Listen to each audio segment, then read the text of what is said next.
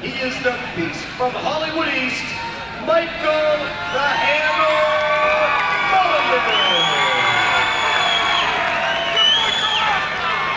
Mulligan. Hey folks, Michael the Hammer Mulligan here with Bill Mahoney from South Shore Sports Fighting. What's up, Bill? Not much. Here we go. All right, so let's talk a little bit about your school. Your school is in Norwell? Yep, it's now in Norwell. It was in Rockland for years. What's the address? It's 104 Longwater Drive, I think it is. It's in the industrial park, you know, Assinippie Park. Nice, Assinippie Park. That's funny. I actually, you know where Atlantic Towing was? Yes, I do. There was a little furniture place right in front of there. Huh. And that's where I was like born and grew up right there. There used to be a house there called the Old Cape Cod House. I went to school at the Cole School when I was a youngster. Wow. How long have you been in business as South Shore Sport Fighting?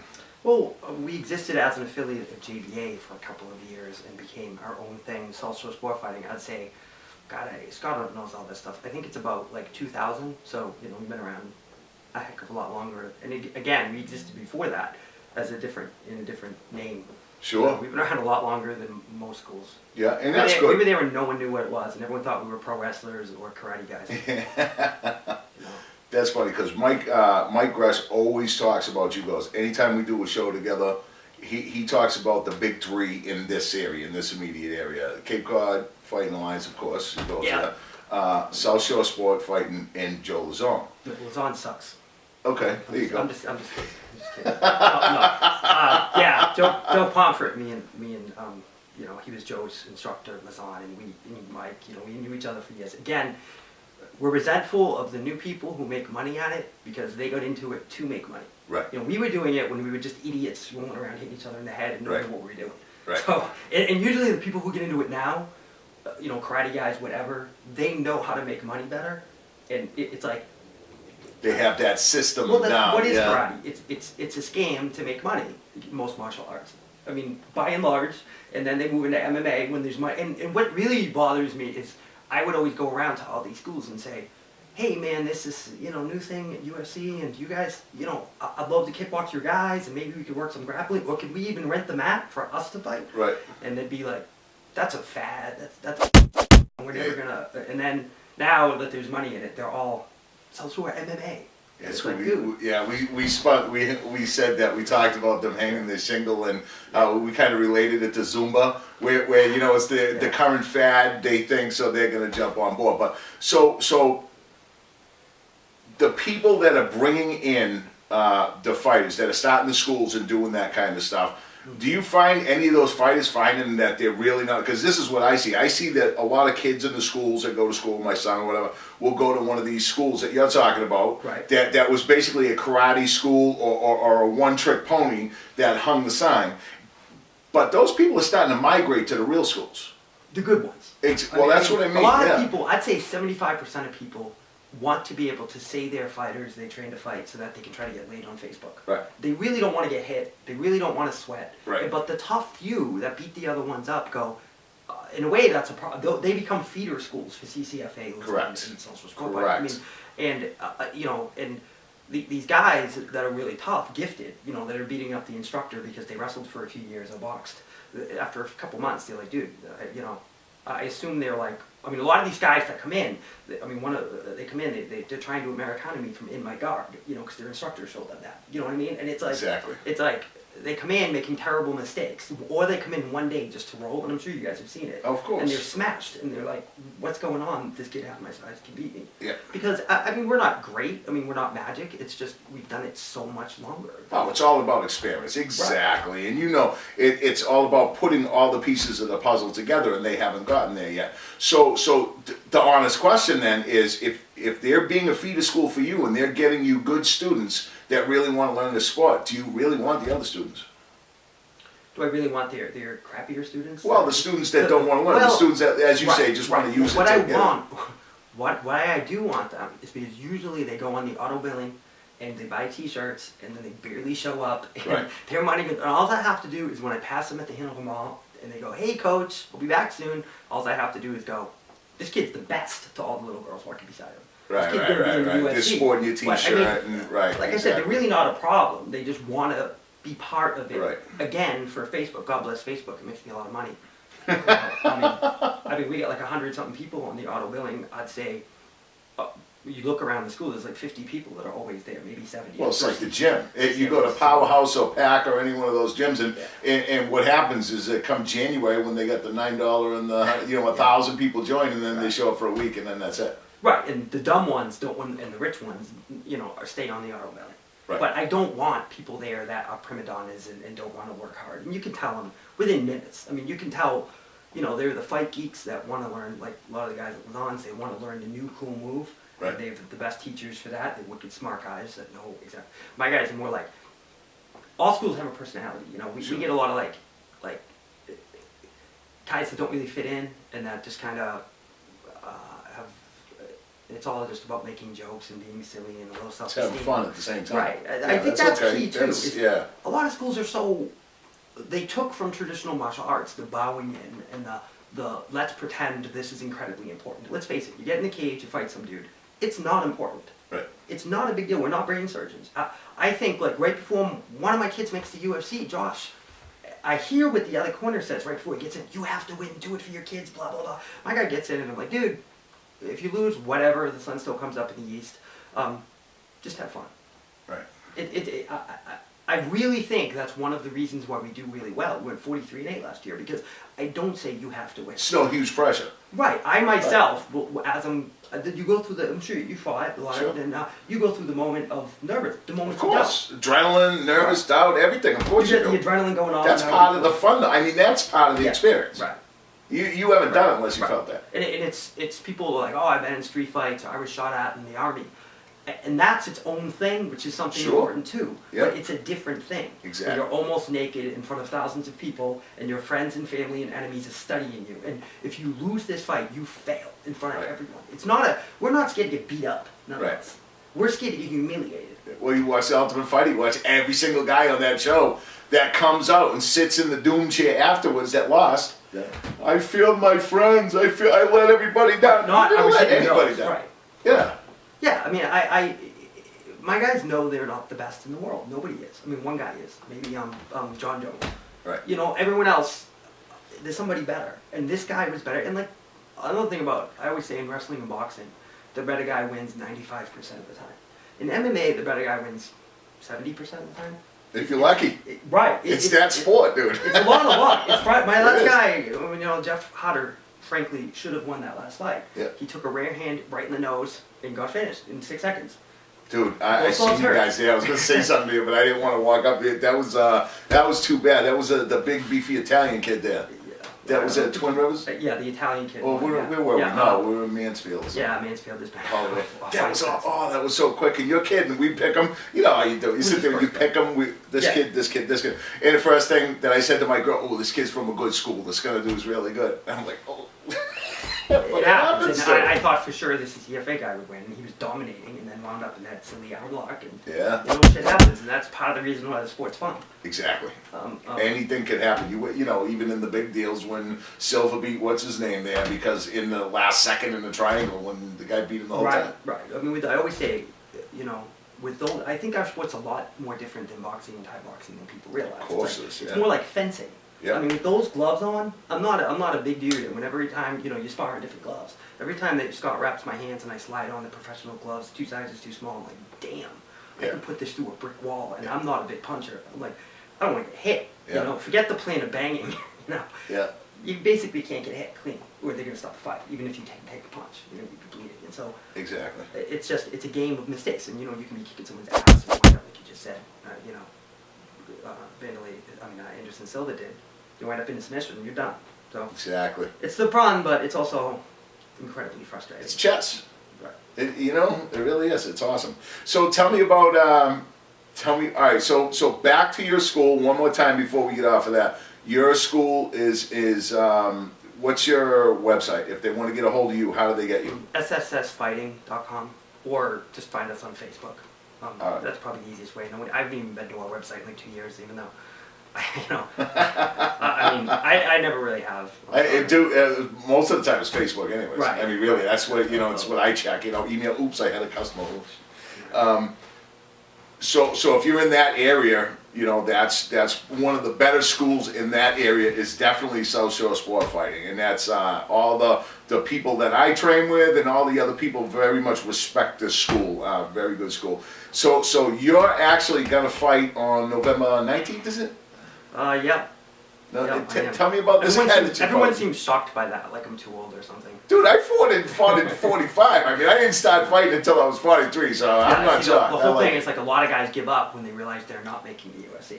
I always tell guys to enjoy the ride. Who cares? Yeah, exactly. Who cares? You fight, If you're a young guy, I understand. If you're my son, who's growing up with the idea of going into that, and basically we're building that, you're doing the same thing with fighters. I'm sure you got young guys, you're building that perfect model. Yeah, and you don't take as many chances with the young guys. Of course. And the older guys, it's like, you know, let's roll the dice and see if he Yeah, gets a couple it's big like, ones. well, you know, I told my kid, you got to do at least 15 amateurs when you turn 18, you know? Yeah. He's 16, he's like, oh, you know, I don't want to, he goes, well, you didn't do any. I was 43, I ain't going nowhere. It didn't This exist is- back then. Yeah, Anyway. I mean, yeah. it's a new sport, you know. Yeah. Every few years it's different. So what's the guy's name that you're going to fight? Hector Sanchez. Hector Sanchez. If he shows up, I'm fighting him, but last time he didn't, so. Oh, one of those guys. Yeah. Uh-oh. This relates to what I was saying earlier. People want to train and want to say they train. They get on the billing, they buy a shirt. A lot of people come in just buy a shirt and they never see him again. Right. You know, they want to. I'm always. You're at a bar. I'm sure you've seen it. The guy next to you says, "Oh, I fought." Yeah. And you're like, "Where did you fight?" Turns out I fought in his backyard. Yeah, Pro wrestling. it's on YouTube. Yeah. And so you know, Hector just didn't show up last time. I mean, he had 3 or 4 excuses each day coming up to the fight, and then the day of the fight, he just doesn't show up. And Now that was a big deal too, wasn't that something where like didn't you have to pay for something or something? Right. He used the excuse of I can't afford the blood work, and so you know the medical tests you have to get HIV and whatnot. So I paid for them. You And paid for your opponent's work to get done, and then he still didn't show up. Right. I mean, and the question is, he wants to be able to say he's a fighter. Has he got any fights? Oh yeah, he's fought a couple times, and he won at least. I mean, who knows? He's claims to have been in it for a long time, and there's a lot of my fights aren't on mine. There's a lot of bull in this sport too. Sure, There is, sure. but So who knows? But yeah. it's like he wants to be able to put up, you know, I'm fighting at such and such a date. If everybody thinks he's cool, and then when it cuts close to the fight, people don't want to fight. They don't want to get hit in the face, you know, pussies. And it's like, no, nobody really likes to. But the fact is that you know, I'd say, you know, what's funny is in boxing, guys pull out of a scheduled fight. What? 10% of the time. Right. My guys pull out 10% of the time. Most Right. good teams. I'd say, no lie, 80% of the fights I schedule managing my fighters don't happen. The guys pull out. 80%. I mean, that's because they want to be a fighter, but they don't want to fight someone good. Yeah. And when they get someone good, they take it and they just pull out a week left in the fight. And because they don't really want to fight anyone, let alone someone good. They just want to be fighters. right. It's So they're just putting on the appearance for everybody else to make them think it's going to happen. I knew that I had one guy, and I gave him respect because he's become a bigger part of the sport now. And he did it to me. He did it till it was Cody Lightfoot. He did it to me, and he did it to 3 other people. He backed out of the fight last minute. You know, it's like you get something up. You work. In this sport, you have a training camp beforehand, and this has got to be the hardest part. For me, it was probably the hardest part of my life. The most intense thing I've ever done was to cut the weight, was to get into that kind of shape, the cardio that you have to do, the food you have to eat. It depends, again, on how serious you are about the sport and about getting to that end product. Because you have to be a certain person physically, mentally, when you go to get in that ring. And if you don't show up that way, it's your fault. It'd be my fault if I didn't show up ready on weight. Now, is this guy is a weight guy? Does he show up on weight, or is he a... I know the type. I tend to suspect he won't be on weight. But again, if you fight, I mean, I didn't ask for this fight. It's just it came up because my business partner Scott had fought and elbowed him, and he kind of cried out. And when he did, they stopped the fight, and he has a million excuses. And so he wanted to fight Scott again. Scott's not interested, and it wound up with us. So This is Scott Lockhart, right? yeah, my business partner. So I wind up in a situation where they were like, "Do you want to fight this guy?" And I'm like, "Sure, what the heck?" And you know, I really have no interest to fight unless the fight means something at this point. You're putting on a bunch of weight for this too, right? Yeah, I mean, This is backwards, folks. Usually you rip down to get into shape for a fight, but this one he's actually putting weight on to get up to this guy's weight. So, well, you know, the hope is that he's actually going to be there and be on weight and be respectful. And this is something we talked about before. I mean, really, what do you think about the respect that somebody has for another person if he shows up not in weight? It's something my team has gone through for years. I mean, maybe 1 out of 100 fights, our guy doesn't make weight. I'd say half the time this year, my opponents don't. And it's not really the fighter's fault. It's the fault that the commission doesn't care if you're not weight. They don't even ask what the official weigh-ins are. The guy running the show really doesn't want the fights to happen. I mean, he wants the fights to happen. Sure. Because otherwise, you know, maybe they refund tickets, whatever. So it's in his vested interest, if one guy's 2 pounds over, to not go over it and tell the other team, the other guy's over, what are you going to do about it? And most promoters, they go up to the fighter, and the fighter's starving, whatever, and he doesn't want to be a dick, and he's like, whatever, we'll just let the 2 pounds slide. Sure. But this is a real sport, and that degrades the sport. Yeah, I mean, in high school see, wrestling, I thought that's why we had a commission. I thought it was so that there was a body, a governing body that would handle this stuff so that we didn't have to think about that. Absolutely. You know, because as fighters and trainers and everything else, we don't want to have to deal with that stuff too. Right. I mean, in the end, they come over to me and they go, you know, like when I say what was their weight, they come over, oh, they're 2 pounds over, what do you want to do? And I tell them to go cut the weight. And everyone's shocked. And they look at me. I mean, in high school wrestling, your son wrestles, he has to make the weight. Exactly. I mean, he's not a professional fighter when he's wrestling in a high school, and even he has to make weight. I don't understand why fighters tend to think, well, I do understand, because nothing happens. Right. I mean, if they dock 10% of your purse, I mean, it happens in the UFC. You know, I mean, guys don't make weight sometimes, but they take 10% of your purse, you're making $500. Who wants to cut 3 pounds to save $50? Right. No way. I Right. mean, your chances. I've seriously threatened a few times, and someday I'm going to do it. I'm going to put 8 guys on the card. They're all going to miss weight by 15 pounds. Of your own guys. Right. And we're going to be like, maybe 5 of the other guys' opponents won't make it. Yeah. And I'm going to say, this is my protest. This is my, like Boston Tea Party. This is my, you know, we have to do something about this, because we're fighting guys bigger than us. Because my team gives me a dirty look when I say, you have to cut the weight. Right. Because they're like, because it's the right thing to do. Right, but they're like, but he won't. And I go, right. yeah, but it's for the sport. It's for the sport. You have to be professional. We're self-source sport fighting. Some of us teams are professional, and they're like, they fight at a disadvantage half the time because the other guy didn't make the weight. Right. Now, don't they put that in the contract? Is that in the contract ahead of time? When you say, let's say that you're signing on to CFX. Do you have something in the contract that stipulates what the conditions are, what happens if that guy doesn't make weight? No, typically no. See, that is something that you can negotiate into your own contract. Right, but I feel like so many of these guys really don't want to fight. If you put something in saying, you know, we don't fight if you're 3 over, they'll come in 4 over. You know, a lot of guys use weight to get out of the fight, like I was talking about. I mean, not real fighters from real teams. Right. But you don't know who you agree to fight if they were a real fighter. Right. See, and that's the hard part. And I thought that the commission would be the thing to help to sort that out for us, so that we didn't have to deal with that. I don't think it's their fault. It's just not really their job. Their job is to make, you know, fighter safety, make sure everyone has their blood tests and whatnot. And you would think, I mean, sometimes they seem to be interested and sometimes not. Well, you think, depending on the state, too. Me being a monster, me being a big guy, I mean, weight is a huge thing. So me sitting there thinking, you know, we're talking that the commission's there for safety. That would mean that the commission would have to make sure that there's a cap, just like high school wrestling, just like college wrestling, just like, you know, anything. You have to have that drop dead line. You can't go over. There should be that line there in that line in the sand. There should, and you know, it's just, you know, so this guy might not make weight, whatever. You know, I'm not going to lie to you. I don't care if he makes weight, because it's a situation where I'm fighting a guy that didn't show up last time. So you know, if I'm not going to fight under those circumstances, I'm probably not going to fight. Now, what happens if you sign on with a guy for the fight and the guy doesn't show up? What happens then? Well, actually, that's been a bone of contention. As it's always been, you get your show purse. Right. Yeah, a fighter typically fights for, say, $500, depending on his skill level and how many fans he brings, how long he's done it. You know, say if they're fighting for 500 plus 500 more if they win, the way it's always been is you get your show money. If you make weight and you get your blood tests, you make your show money, because it's a job. You have to get it. It isn't your fault if the other guy doesn't do it. You're a subcontractor, basically. You're going to be there to do your part of the job. If they're not ready, it's not your fault. But with CES, we just had a situation where my guy didn't fight because their guy was a pound over.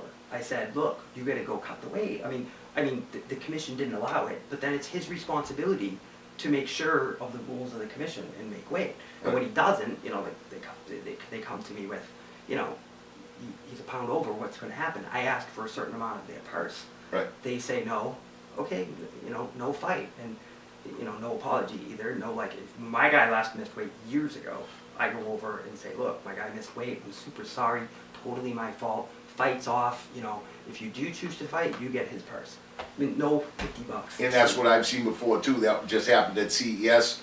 The kid got the kid's purse because the kid was I think 9 pounds over. How were you 9 pounds over? In this case, because he didn't probably want to fight, and he figured the other kid wouldn't make him if he was 9 over. In this case, he was just a pound over. I don't care if it's an ounce. Right. You're supposed to be on weight. And in this case, my fighter, you know, we were like, all right, give us our show money. And they're like, what, are you kidding me? You're refusing to fight. And we go, here's the contract. It says we're fighting a guy that weighs 145. Right. Not 147. Right. You know, we lived up to our part, and we wound up negotiating like 75% of it. They were actually pretty cool about it. But I've actually, for the future, made a note to, you know, put that in the contract. Sure. Because I have no way of knowing if this guy's going to do his job. I mean, if Joe Lazon, a UFC fighter, trains for a fight, and his opponent, you know, misses weight, and if he's not going to get paid otherwise, he has to fight someone bigger, that's insane. I mean, Yeah. I would imagine even in the UFC, a fighter of that level, you have to get something. Sure. You have to get your show money. I mean, it's Yeah. ridiculous if you don't. I mean, I don't know exactly how they do it in the UFC, but that's their job. Because the job isn't the job is for the TV fans, for the people watching, whatever, for the where is it, the Jungleplex you're fighting? So when you're fighting at the Jungleplex, you're spending this much time in that ring, but you just spent that much time preparing for that fight. But the point I'm making with UFC level fighters is that's their job. I mean, they need the money. Right. It's Exactly. Like, it might all come at once, but basically it's like being, you know, whatever, a construction worker, Yep. a policeman. You're getting a salary, and if you don't get it, if the other guy That's the only has way you're getting responsibility, paid. you Right. can't pay your bills. Right. I mean, as it happens, most of us are just semi-pro, and we just fight for a few bucks. But still, you know, you depend on that money to pay your medical expenses, typically, you know, your blood work and whatnot, depending Sure. on your insurance. You know, you count on the money, and it isn't your fault if the other guy doesn't do his course. job. So it's just it's kind of been my little statement I'm trying to always make to the community about weight. And you know, sure enough, one of my guys will miss again someday. I mean, Yeah. it happens.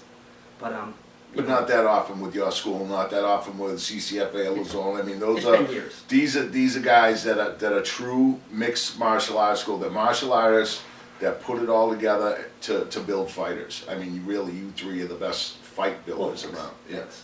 I think that you know, I want this sport. We're sport fighting because to me, sport is better than art. I mean, a sport is I think you learn more, even in terms of character in wrestling than you do in kung fu school. Sure. I mean, it's I think a lot of that's just kind of silliness that. You know, they watch the TV show Kung Fu and they throw out these little quotes, but most of them are just kind of black belt clubs, and there's an undertone to it in martial arts, I think, of like real elitism. Right. Cobra Kai. And so to me, we're a sport. You know, you have to make you know, and to have this treated as a real sport, you have to make weight. And there's certain things you have to do, and you degrade it. And you know, to me, it's like it'd be like in the martial arts, like degrading your belt. You Right. know? To not make weight. You don't want to take away from it, exactly.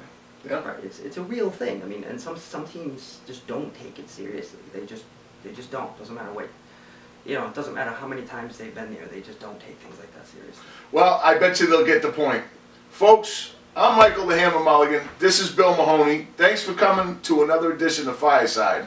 Thanks for coming, brother. Thank you, man. All right.